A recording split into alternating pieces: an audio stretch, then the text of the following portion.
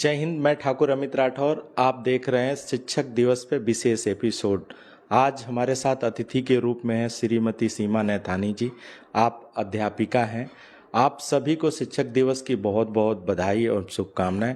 आपको भी शिक्षक दिवस की बहुत बहुत बधाई एवं शुभकामनाएं और सतर्क भारत के चैनल पे आपका स्वागत है। बहुत बहुत धन्यवाद। और मैं सतर्क भारत टीम को भी अपनी तरफ से बहुत बहुत शुभकामनाएं देना चाहती हूं कि वे समाज का एक बहुत ही अच्छा काम कर रहे हैं। धन्यवाद। जैसा कि आप अध्यापिका हैं, आप सरकारी स्कूल में पढ़ाती हैं, गवर्नमेंट की जो स्कूल होते हैं उसमें पढ़ाती हैं, साथ में सोशल वर्कर भी हैं, काफ़ी अच्छा कार्य भी करती हैं, बच्चों को एक नया जीवन देती हैं, एक नर्सरी तैयार करती हैं जिससे भारत का नव निर्माण होता है। आप देखा जाए कि जो छोटे बच्चे होते हैं कहीं ना कहीं शिक्षा को लेके काफ़ी दबाव महसूस करते हैं, एक दबाव रहता है उनके ऊपर और पेरेंट्स के ऊपर, तो उसको कैसे कम किया जा सकता है और कैसे उनको आगे ले जाया जा सकता है? जी, मुझे ऐसा लगता है कि आजकल जो है जिस तरह से हमारी सोसाइटी जा रही है भौतिकवाद की तरफ, और बहुत एक अजीब सी होड़ लगी हुई है, शायद उसके वो दबाव पेरेंट्स भी महसूस करते हैं कि हमारा बच्चा अच्छे से अच्छे नौकरी पाए और अच्छे से अपना अपने जीवनो यापन के लिए खूब अच्छा कोई पोस्ट मिले उसे। तो कहीं ना कहीं वो दबाव जो है वो अभिभावकों को कम करना चाहिए, क्योंकि सिर्फ एक बच्चा अच्छी पढ़ाई करके इंजीनियर बन जाए, डॉक्टर बन जाए, या कि कोई बहुत बड़ा कहीं पे अच्छी ऑफिस में काम कर रहा है, ये संपूर्ण नहीं है जब तक कि उसका एक उद्देश्य यह ना हो कि वह जो भी प्रोफेशन में है उसे वो अपने 100% दे रहा है। एक उसकी जो एक सोच है वो पॉजिटिव है कि उस प्रोफेशन में रहते हुए वो क्या अच्छा सोसाइटी के लिए कर सके। तो वो प्रेशर जो है धीरे धीरे अपने आप ही कम होगा जब यहाँ पे ये सोच शामिल होगी कि हमें सिर्फ हमारी हमें जो भी हम प्रयास कर रहे हैं वो सिर्फ वहाँ तक नहीं है, हमें कुछ अच्छा उसमें समाज के लिए करना है। तो मेरे ख्याल से फिर ज़रूर ये जो एक अंधी रेस जिसे मैं कहूँगी वो कम होगी। जी, बहुत अच्छे से आपने बताया। देखा जाए कि शिक्षा का निजीकरण बहुत हो गया है। आप गवर्नमेंट टीचर हैं और शिक्षा को जो प्राइवेट स्कूल हैं उनकी लग्जीरियस को देखते हुए, उनकी व्यवस्थाओं को देखते हुए लोग उधर जाते हैं। हालांकि डेवलपमेंट की कही जाए तो जो गवर्नमेंट स्कूल हैं वो CSR के थ्रू काफ़ी डेवलप किए गए हैं, हर स्कूलों में व्यवस्था की जा रही है, लेकिन कहाँ कमी रह जा रही है कि लोग गवर्नमेंट स्कूल के जाने के बजाय प्राइवेट में ज़्यादा प्रेफरेंस दे रहे हैं, जबकि सबसे योग्य टीचर गवर्नमेंट स्कूल में पाए जाते हैं। जी, मुझे ये लगता है सर कि कहीं ना कहीं ये थोड़ी सी इसे एक एडवर्टाइजमेंट कह लीजिए या एक प्रचार की कमी है जिसकी वजह से ऐसा हो रहा है। लेकिन अब जैसा आपने कहा CSR के तहत, कंपनी सोशल रिस्पॉन्सिबिलिटी के तहत ये बहुत सारी जैसे अगर मैं रुद्रपुर का उदाहरण लूँ तो आसपास जितने सिटकुल एरियाज के जो कंपनीज हैं उन्होंने सभी किसी ना किसी स्कूल को गोद ले रखा है, और इंफ्रास्ट्रक्चर से लेके फर्नीचर्स की व्यवस्था से लेके शुद्ध जल को लेके MDM की फैसिलिटी गवर्नमेंट की तरफ से है, एक समय का भोजन बच्चे करते हैं MDM का। तो ये सारी चीज़ें, और जैसा कि मुझे बहुत अच्छा लगा आपने कहा कि हमारे गवर्नमेंट स्कूल्स में टीचर्स बहुत ही योग्यवान हैं, तो ये सभी चीज़ों को मिला के मुझे लगता है कि सरकारी स्कूल भी किसी प्राइवेट स्कूल से कम नहीं है। और सिर्फ अभिभावकों को वहाँ पे आके जानकारी लेनी चाहिए, देखना चाहिए, और फिर वे डिसाइड कर सकते हैं कि उन्हें सरकारी स्कूल में अपने बच्चे को डालना है या प्राइवेट स्कूल में। जी। कहीं ना कहीं देखा जाए तो मैं जो कमी मानता हूं कि जिस तरफ से लोग बड़ी बिल्डिंगों को देख के या जो लग्जीरियस बिल्डिंगें हैं, जो व्यवस्थाएं हैं, लोग उधर आकर्षित होते हैं। एक कारण और भी है कि कहीं ना कहीं जो प्राइवेट सरकारी स्कूल हैं उसमें शिक्षक का भी अभाव रहता है, थोड़ा सा शिक्षक की कमी रहती है, हर विषय के शिक्षक नहीं होते हैं और जितनी संख्या पे एक शिक्षक होना चाहिए वो भी कमी है। कुछ लोग जब रिटायर हो गए उसके बाद से नई भर्तियां नहीं हुई और सरकार प्रमोशन करने में सरकारी स्कूलों का कहीं ना कहीं पीछे है, उनका प्रमोशन नहीं हो पाता है। सरकारी का जो कार्यक्रम भी होते हैं वो सरकारी स्कूलों में ना होके निजी स्कूलों में होता है और उसका भव्य आयोजन किया जाता है और बड़े लेवल पे उसका प्रमोशन होता है। क्या एक ये भी कमी मानी जा सकती है? आप क्या कहना है इसके बारे में? मुझे लगता है शायद कुछ गैप्स एंड मिसकम्युनिकेशन हो जाता है, लेकिन मैं आपको एक बात ज़रूर बताना चाहती हूँ कि 2009 के बाद जितने भी शिक्षक इन सरकारी विद्यालयों में आए हैं वे सभी बहुत अच्छी ट्रेनिंग्स लेके आए हैं। पहले जैसे हम लोग बीटीसी होती थी वो विशिष्ट बीटीसी और अब उसे डीएलएड कहा जाता है और हमारी बहुत ही रिगरस ट्रेनिंग्स होती हैं। इसके अलावा मैं आपको बताना चाहूँगी हम लोगों की नित्य वर्कशॉप्स होती हैं, सेमिनार्स होते हैं और हमें जो है ये भी काफ़ी हद तक हम लोगों ने ये सीखा है इन विभिन्न वर्कशॉप्स और ट्रेनिंग्स में, जिसे कहते हैं इंटीग्रेटेड लर्निंग, जिसमें ये होता है कि हम सिर्फ एक विषय को ही नहीं ले रहे होते हैं बल्कि हम अन्य विषयों को उसके साथ शामिल करते हैं। तो मुझे लगता है कि कहीं ना कहीं फिर कई तरीके हैं। जैसे हमारा, अगर मैं अपना एग्जाम्पल दूं तो हमारे विद्यालय में भी इस समय 108 स्टूडेंट्स हैं और हम 2 ही शिक्षक हैं। तो हमने क्या कर रखा है कि बहुत सारी विधियां हैं जिनको हम अपना के फिर ये जो कमी है वो, और मेरे को पूरा विश्वास है कि आने वाले समय में, और हम सुन भी रहे हैं कि सरकार की तरफ से नई भर्तियां होने वाली हैं, तो इन कमियों को ज़रूर हम दूर कर सकते हैं। तब तक हम इन विभिन्न तरीके जो मोड्स हम लोग अपनी ट्रेनिंग्स में, अपनी वर्कशॉप्स में, हम लोग डाइट्स वगैरह में हम सीखते हैं, उनको अपनाकर इस चीज़ को काफ़ी हद तक हम कर सकते हैं। जी मैम, बहुत अच्छे से आपने बताया, लेकिन कहीं ना कहीं देखा जाए तो थोड़ा टीचर की कमी से शिक्षा प्रभावित होती है। जी जी, शिक्षा प्रभावित होती है यदि सारे विषय के शिक्षक वहाँ पे मौजूद रहते। जैसे स्वास्थ्य को लेके पीटी के टीचर नहीं होते हैं अलग से, इस तरह के जो बीपीएड और एनआईएस किए हुए वैसे टीचर को भर्ती प्राइमरी स्कूलों में नहीं हो पाती है, कमी रहती है, जिससे जो खेल की तरफ लड़के आना चाहते हैं, जो खेल की तरफ आगे बढ़ना चाहते हैं, वो आगे नहीं बढ़ पाते हैं। तो ये भी एक ये रहता है। मैम, आप पहाड़ से हैं बेसिकली, तो पहाड़ में शिक्षा का स्तर देखा जाए तो काफ़ी नीचे है। वहाँ स्कूल, प्राइमरी स्कूल की भी हालात ऐसे हैं कि बच्चे बहुत कम हैं, लोगों को काउंसलिंग करनी पड़ती है बच्चों को ले जाने के लिए सारी। तो वहाँ क्या कमी रह जाती है? हम अब तक 22 साल हो गए उत्तराखंड की स्थापना को, अभी तक हम शिक्षा का स्तर उत्तराखंड में पहाड़ों पे सुधार नहीं कर पाए, तो कहाँ कमी रह जाती है उसमें? ये बिल्कुल आपने बहुत ही जेन्युइन क्वेश्चन पूछा है, क्योंकि मेरे को ऐसा लगता है कि अभिभावकों का, गार्जियंस का एक अट्रैक्शन होता है मैदान की तरफ आना, कि हमें वहाँ जॉब्स हैं ज़्यादा, वहाँ पे फैसिलिटीज़ हैं, और कुछ ज़रूरी ये बात भी मैंने अपने मित्रों से सुनी है कि इंग्लिश मीडियम स्कूल्स हैं, प्राइवेट स्कूल्स हैं, तो ये कुछ समस्याएं या उनकी तरफ से एक प्रेफरेंस रहती है कि हम अपने बच्चे को मैदान के स्कूल में, इंग्लिश मीडियम स्कूल्स में डालें। लेकिन मैं आपकी जानकारी के लिए ज़रूर बताना चाहूँगी सर कि बहुत सारे हमारे मॉडल गवर्नमेंट प्राइमरी स्कूल्स आए हैं। इसके अलावा अभी हमारे उत्तराखंड सरकार ने 2 साल ही हो रहे हैं अटल आदर्श विद्यालय जगह जगह स्थापित किए। हर जिले में जो है वो 2-2, 3-3 हैं, जिनमें इंग्लिश एवं हिंदी मीडियम्स, दोनों मीडियम्स को पढ़ाया जा रहा है। और उसका अगर मैं यहीं पे रुद्रपुर का एग्जाम्पल दूं तो हमारे यहाँ एएन झा कॉलेज जो है, वहाँ पे मुझे वहाँ के शिक्षकों से प्राप्त सूचना मिली कि कक्षा 6 में, कक्षा 9 में बच्चों की इतनी संख्या वहाँ आई कि उन्हें कंपटीशन लेना पड़ा। इसके अलावा हमारे पहाड़ में भी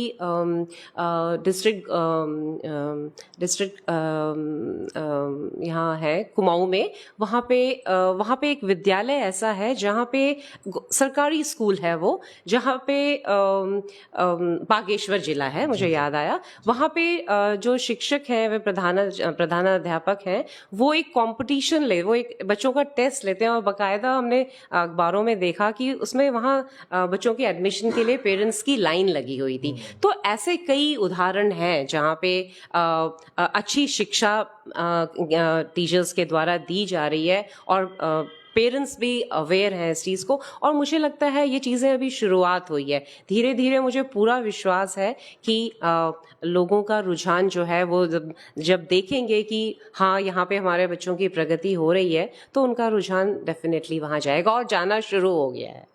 जी। क्योंकि अभी जो इस तरह के विद्यालय हैं, सरकारी विद्यालय, जहाँ पे एडमिशन क्लोज के बोर्ड लग जाते हैं, ये बहुत संख्या कम है, अभी स्टार्टिंग फेस में कम है। और वो भी वैसे ही विद्यालय हैं जिनके खुद के जो अध्यापक हैं उन्होंने पर्सनल एफर्ट लगा के वो उस विद्यालय का रंग रूप चेंज किया हुआ है और वहाँ की व्यवस्था बदली हुई है। उसमें सरकार की तरफ से कहीं ज़्यादा योगदान नहीं मिल पाता, इसलिए हमारे सरकारी स्कूलों में थोड़ी व्यवस्थाएं नहीं मिल पाती हैं, जाते हैं।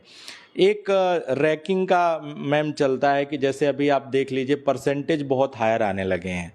अभी किसी बच्चे का देखिए कि कोई 100 में 100 ला रहा है, 100% ला रहा है, और जब वो परसेंटेज इतना हाई लाता है उसके बाद वो आईआईटी के रैंकिंग में जाता है तो उसके लाखों में आ जाते हैं। वो 2-3 साल और समय लगाता है और वो कहीं निकल सही से नहीं पाता है, और जबकि वो उत्तराखंड में 10th-12th में टॉपर होता है। तो ये कहाँ कहीं स्कूलों का कैसा रहता है, कहीं स्कूल अपना नाम बनाने के चक्कर में परसेंटेज हाई तो नहीं करते? क्यों वो बच्चा आगे नहीं जा पाता है, या सिर्फ उनको किताबी ज्ञान दिया जाता है? इसके बारे में क्या कहना है आपका? हाँ, बिल्कुल मैं कहूँगी कि ये शिक्षा, ऐसी जो शिक्षा है वो वही है कि जिसमें बच्चे को अपना उद्देश्य नहीं पता है मुझे क्या करना है। वो सिर्फ नंबर्स की एक रेस में दौड़ रहे हैं, और कहीं ना कहीं उसमें बच्चे को क्या इस चीज़ का ज्ञान है, उसमें हमें डेफिनेटली कभी कभी हम टीचर्स भी इस बात पे जोर करते हैं, या अभिभावक की तरफ से प्रेशर होता है कि 100% लाने हैं। तो वो जो शिक्षा है वो एक अधूरी शिक्षा, मैं उसे ये तो नहीं कहूँगी कि वो गलत है, क्योंकि इसके लिए तो फिर बहुत व्यापक स्तर पे मैं कहूँगी कि हमें अपने एजुकेशन सिस्टम में चेंजेस लाने पड़ेंगे, और वो शुरुआत हो गई है। अभी जो हमारी एनईपी नेशनल एजुकेशन पॉलिसी 2020 आई है, उसमें इसी चीज़ पर जोर दिया गया है कि बच्चे जो हैं वोकेशनल एजुकेशन जो है वो अब 6 ऑनवर्ड्स उनकी शुरू होगी। अब बच्चे मातृभाषा में अपना अपना ज्ञान हासिल कर सकते हैं, सब्जेक्ट्स मातृभाषा में शुरू में रहेंगी, और बाद में भी जो चॉइस है 9th-10th ऑनवर्ड्स, जिसमें बच्चे की इच्छा है, जिसमें बच्चा सोचता है कि मैं अच्छा कर सकता हूँ, वे उसमें अपना वे उन विषयों को वो चूज कर सकते हैं। ये साइंस और कॉमर्स और ह्यूमैनिटीज़ की फैकल्टी का जो एक स्ट्रीम्स हैं वो ख़त्म होने जा रही हैं। तो मुझे लगता है उसकी वजह से डेफिनेटली ये चेंज आएगा, और कहीं ना कहीं अब ये शुरुआत हो चुकी है कि बच्चे का जैसे कि हम कहते हैं कि सिर्फ एकेडमिक्स ही हम पे जोर नहीं देते, बच्चों के लाइफ स्किल्स भी विद्यालयों में किए जाते हैं। हमारे सरकारी स्कूल्स में हम लोग आनंदम पाठ्यचर्या चलाते हैं, जो फर्स्ट पीरियड हम लोग असेंबली के बाद तुरंत करते हैं, जिसमें हम बच्चों को ये जो नैतिक शिक्षा है, उसमें मॉरलिटी पे बात नहीं होती है, सिर्फ कहानियों के द्वारा, एक्टिविटीज़ के द्वारा, अपने खुद के हमारा जो परसेप्शन है, हमारा व्यक्तित्व है, हमारा एटीट्यूड है, उसके बेसिस पे हम बच्चों को से बातचीत करते हैं, और धीरे धीरे परिवर्तन। देखिए, एकदम से शिक्षा एक ऐसी चीज़ है जो बिल्कुल इसको हम एकदम पलट नहीं सकते हैं, बदल नहीं सकते। तो ये धीरे धीरे इन चीज़ों पे आएगा। मैं ज़रूर आपका 1 मिनट लूँगी और आपको बताना चाहूँगी कि मैंने 2010 में सरकारी विभाग में आई थी। उससे पहले मैं प्राइवेट स्कूल्स में पढ़ाती थी। तो जब मैंने शुरू में ज्वाइन किया था, एक ग्रामीण आंचल के विद्यालय में मैं थी, तो उस समय जो अभिभावकों का शिक्षा के प्रति, या अपने बच्चों का स्कूल में आने के प्रति जो रवैया था वो, और अब आज मुझे 12 साल होने जा रहे हैं, उसमें जो यहाँ अब मैं एक नगरीय क्षेत्र के विद्यालय में हूँ, लेकिन वहाँ से भी ग्रामीण अंचल से भी हमारे यहाँ बच्चे आते हैं। उन अभिभावकों को ही 10 साल में मैंने उनका नज़रिया बदलता हुआ देखा है। तो मुझे पूरा विश्वास है कि आने वाले हमारे और आगे समय में, आने वाले वर्षों में उनका ना केवल नज़रिया बल्कि उनका खुद का एक जो एटीट्यूड, जैसा कि हम अपने बच्चों के साथ करते हैं कि हमें अपने बच्चे की बड़ी चिंता होती है कि उसने होमवर्क किया है, उसका कल टेस्ट है, वैसा एटीट्यूड आने लग गया है हमारे अभिभावकों में भी, हमारे सरकारी विद्यालय के अभिभावकों में भी, और आने वाले टाइम पे वो और ज़्यादा बढ़ेगा। बहुत बढ़िया है ये समाज के लिए। मैम, एक सवाल मेरे मन में था, मैं आपसे पूछना चाहता हूँ। कहीं ना कहीं समाज जो हमें देता है और देता आया, हमें भी समाज को देना चाहिए।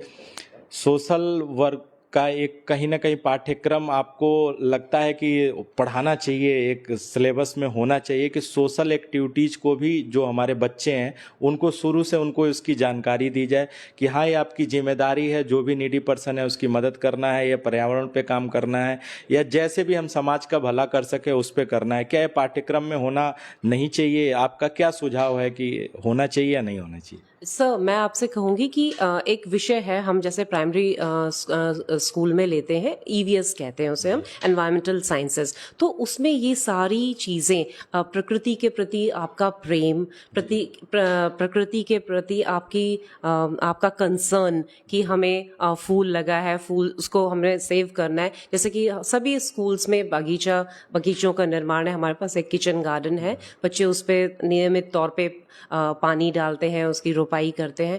तो इन छोटी छोटी चीज़ों से, उसके बाद जैसा आपने कहा कि किसी की हेल्प करना, या बच्चा ये देख रहा है कि कोई एक व्यक्ति है जो सड़क पार नहीं कर पा रहा है, वृद्ध है या ब्लाइंड है, तो वो ये सारी जो ये सारे वर्च्यूज़ या इनको वैल्यूज़ कह लीजिए, ये सारे वैल्यूज़ बच्चे हमारी कहानियों के द्वारा, हमारे पाठ्यक्रम है उसके द्वारा इम्बाइब करते हैं।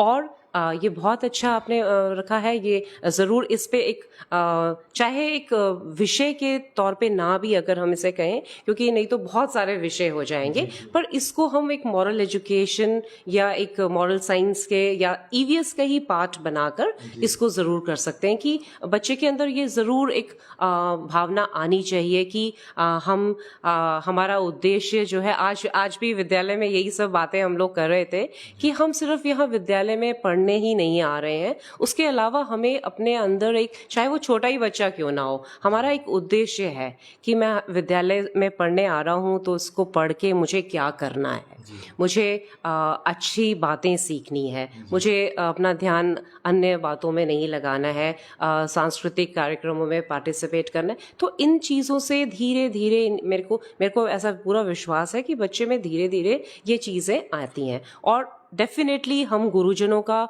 बहुत बड़ा इसमें एक रोल मॉडल हमें अपने आप को रखना पड़ता है कि यदि हम ये चीज़ें अपनाएंगे तो बच्चे डेफिनेटली इसको देख के रेसिप्रोकेट करेंगे। तो हमारा रोल बहुत बड़ा है। जी। आप बच्चों की नर्सरी तैयार करती हैं। कहा जाए कि जो 0 से लेके 8वीं तक के जो प्राइमरी स्कूल के बच्चे हैं वो भारत की नर्सरी हैं, भारत के विकसित करने में वो अपना योगदान देने वाले हैं। तो क्या इन छोटे बच्चों को अपने कुछ एम्बिशन पता रहते हैं, या कुछ ऐसा कुछ आपने देखा उन बच्चों में कि हाँ, उनके अंदर ये भावना पहले से ही जागृत होती है कि हमें ये बनना है या हमें ये करना है? कहीं ना कहीं पेरेंट्स भी दबाव देता है उन बच्चों पे कि नहीं, तुम्हें ये करना है। क्या बच्चों में खुद की ऐसी भावना रहती है कि हाँ, मुझे ये करना है, उस विजन पे कुछ करते हैं? हाँ, डेफिनेटली कुछ बच्चों के अंदर ज़रूर मैं देखती हूँ जो थोड़े से अवेयर होते हैं बच्चे ना। वो अब देखिए, हर बच्चा जो है अपना अपना एक बैकग्राउंड लेकर आता है। विद्यालय में शिक्षक बहुत सारी बातें करते हैं, हम लोग बहुत सारी विषय पढ़ाते हैं, जैसे कह लीजिए फैसिलिटेट, आजकल एक नया टर्म हम लोग यूज़ करते हैं, टीचिंग की जगह फैसिलिटेट। तो ये तो जो अब इसमें मैं ज़रूर कहूँगी कि मैं जो महसूस करती हूँ कि बच्चों के भी अलग अलग वर्ग होते हैं। तो जो बच्चा थोड़ा स्मार्ट है, वो अवेयर है, उसको थोड़ा सा घर से भी एक पुश मिल रहा है कि हाँ, अभिभावक जागरूक हैं जिसे कहूँगी, तो उन बच्चों के अंदर ज़रूर देखा है मैंने कि वे कहते हैं कि हम ऑफिसर बनेंगे, हम फौजी बनेंगे। और बाकी जो है अन्यों को जो है फिर हम लोगों ने क्लेमेटाइज करते हैं कि हाँ, ये चीज़ें होती हैं, आप अच्छी पढ़ाई करेंगे तो आप मैडम बनेंगे, सर बनेंगे, या किसी ऑफिस में जाएंगे। तो ये चीज़ें चलती रहती हैं बच्चों की। जी। आप थी शिक्षिका जिन्होंने भारत के नौनिहालों को भारत के विकसित करने में अपना योगदान देने के लिए तैयार करती हैं। आपने बड़ी अच्छी चर्चा हुई आपसे, आपने बड़ी अच्छी जानकारी दी और शिक्षा पे विशेष चर्चा हुई। देखते रहिए सतर्क भारत, नियमित ही ऐसी चर्चा के साथ हम लाइव आएंगे। धन्यवाद, जय हिंद।